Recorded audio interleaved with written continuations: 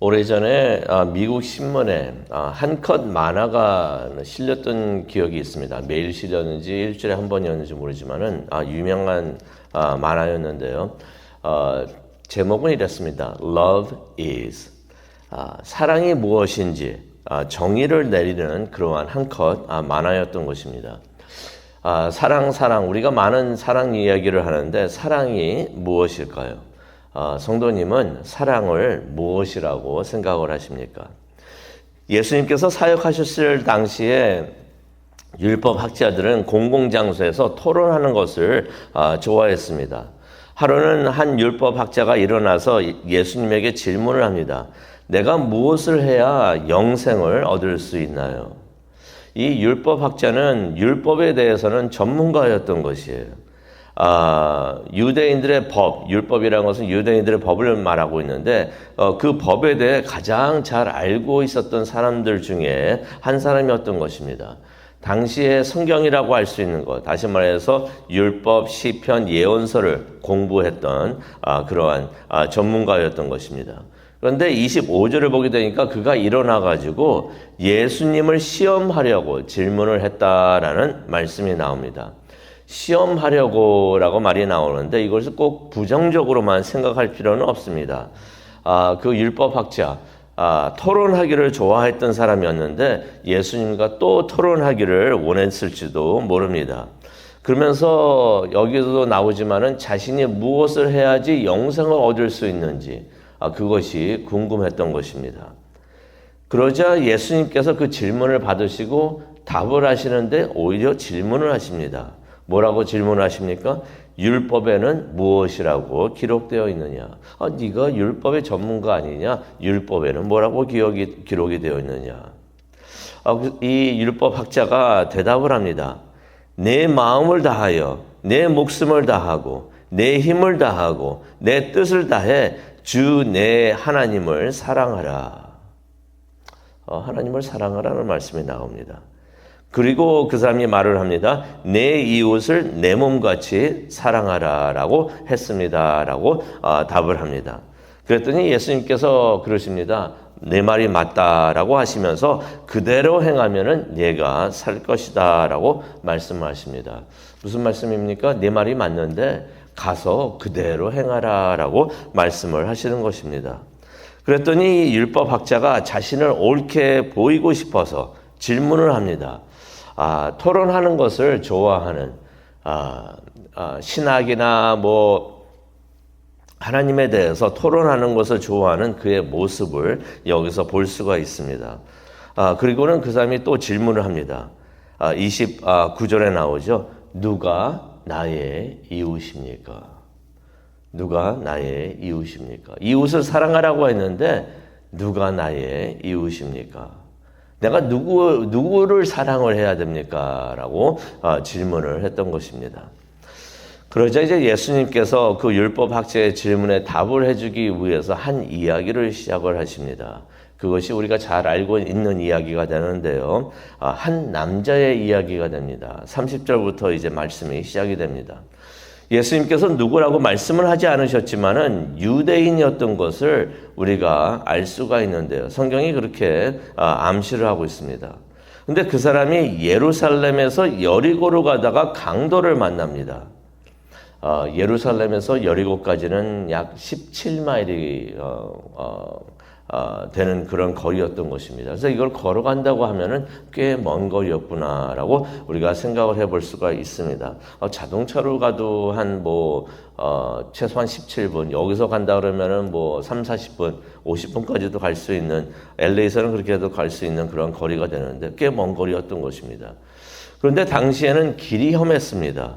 길이 험하고 안 좋아가지고 강도들이 들끓었다라는 기록이 있습니다.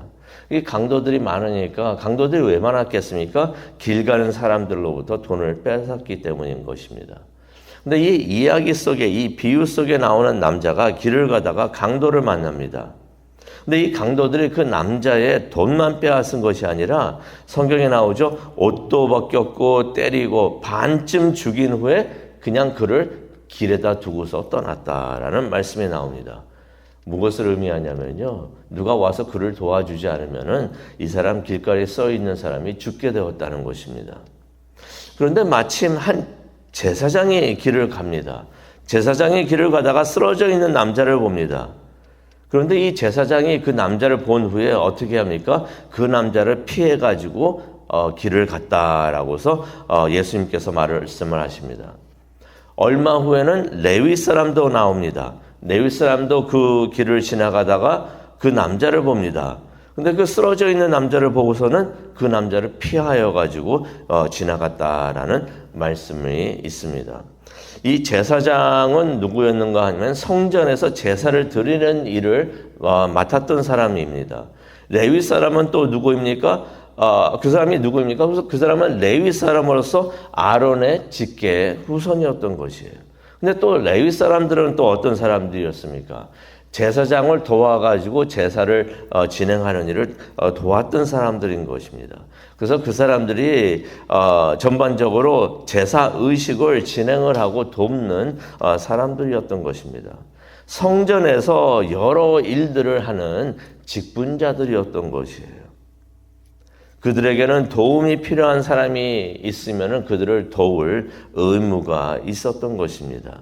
그런데 그 사람들이 도움이 필요한 사람을 보고서도 아무 일도 안 하는 것을 우리가 여기서 보게 됩니다. 왜 그랬을까요? 제사장하고 레위 사람들이 왜 그랬을까요? 알 수가 없습니다. 성경에서 설명을 하지 않고 있으니 우리가 정확히는 알 수가 없습니다. 하지만 우리가 생각해 볼 수 있는 것이 아마 제사장하고 레위 사람이 길을 가다가 이 남자를 보고서는 이 남자가 이미 죽었다고 생각을 했을 수도 있을 것이고, 죽은 사람을 만지면은 부정하게 되는 것입니다. 그러면은 제사도 진행을 할 수가 없고, 교회 성전 활동도 할 수가 없기 때문에 아마 그래서 그 사람들이 이 길에 쓰러져 있는 사람을 그냥 지나가지 않았을까라고 생각을 할 수가 있습니다. 그런데 성경 이 비유의 말씀을 보니까 이 사람들이 어디에서 어디를 가고 있었다고 말을 하고 있습니까? 여리고에서 예루살렘을 가는 것이 아니라 예루살렘에서 여리고를 가고 있었다. 이 말씀은 무슨 말입니까? 성전에서 하던 모든 일들을 다 마치고 가고 있었다는 이야기가 됩니다. 그러니 성전의 일을 하기 위해서 그 사람을 안 만진 것이라 하는 것은 또 이해가 되지 않습니다. 정확하게 이유는 모르겠지만은 이 사람들이 도움이 필요한 남자를 분명히 보았고, 하지만은 그 남자를 피해 가지고 가던 길을 그냥 갔다는 것입니다. 가던 길을 그냥 갔다. 무슨 말입니까? 도움이 필요한 사람을 돕지 않고 그냥 지나갔다는 것이에요. 그런데 같은 길을 어떤 사마리아 사람이 갑니다. 그런데 그 사람이 길에 쓰러져 있는 남자를 보게 됩니다. 근데 여기서 우리가 생각할 수가 있어요. 왜 사마리아 사람이 이 길을 걸어가고 있었을까? 그거는 거의 불가능합니다라고 말을 할 수가 있습니다. 어떻게 그 사람이 거길 가게 됩니까? 사마리아 사람이 예루살렘에서 여리고를 간다는 것은 거의 있을 수가 없는 이야기가 됩니다. 그런데 우리가 기억하기를 원합니다. 어저께도 비유에 대해서 말씀을 했는데 이 말씀은 비유라는 것이에요. 그러니 그 부분에서 사마리아 사람이 어떻게 예루살렘에서 여리고로 가고 있었는가? 그것은 중요하지가 않다는 것입니다. 예수님께서 여기서 말씀하시고자 싶어 하시는 것이 있는 것이에요. 그러면서 예수님께서 뭐라고 말씀하시냐면은 이 사람을 사마리아 사람이라고 말씀을 하시는 것입니다. 우리가 한 가지 기억을 해야 되는 것은 사마리아 사람하고 유대 사람은 서로 진심으로 미워하던 사이였던 것입니다. 유대 사람들은 자신을 아브라함의 후손으로 여기고 있었고요. 반면에 사마리아인들은 북왕국 이스라엘의 사람들로서 이방인과 피가 섞인, 그래서 부정한 사람들로 여겼던 것입니다. 그래서 유대인들은 사마리아인들을 무척이나 증오했던 것이었습니다. 이야기를 듣고 있던 사람들, 이 사람들도 유대인들이었는데 사마리아 사람이 지나간다고 하니까 당연히 이 사람도 그냥 돌아서 이 쓰러져 있는 사람을 피해서 갔을 것이라 라고 해서 생각을 했을 것입니다. 사마리아 사람이 유대 사람을 도울 것이라고는 생각을 안 했을 것이에요. 그리고 또 그 사람들이 뭘 생각했냐면은, 분명히 길가에 있었던 강도들, 이 강도들은 분명히 사마리아 사람들이었을 것이다. 라고서 생각을 했을 것입니다. 그런데 예수님께서 그 사마리아 사람이 유대인을 도왔다라고 말씀을 하십니다. 그리고 사마리아 사람이 도운 도움을 구체적으로 설명을 하십니다. 이 사마리아 사람이 유대인을 불쌍히 여겼다 말씀하시고, 또 유대인에게 가까이 갔다 말씀하시고, 상처에 기름과 포도주를 바르고 싸맸다 말씀하시고, 자기 짐승에 태워 여관에 데려가 잘 보살펴 주었다 말씀하시고, 또 여관 주인에게 돈을 주며 유대인을 잘 돌봐달라고 부탁을 했다고 하는 말씀이 나옵니다. 또 돈이 더 들면은 나중에 와서 갚겠다고까지 한 말을 33절부터 35절에 기록을 하고 있습니다. 예수님께서 그러신 다음에 질문을 하십니다. 세 사람이 이야기 속에 나오는데 그중 강도 만난 사람의 이웃은 누구냐라고 물으십니다.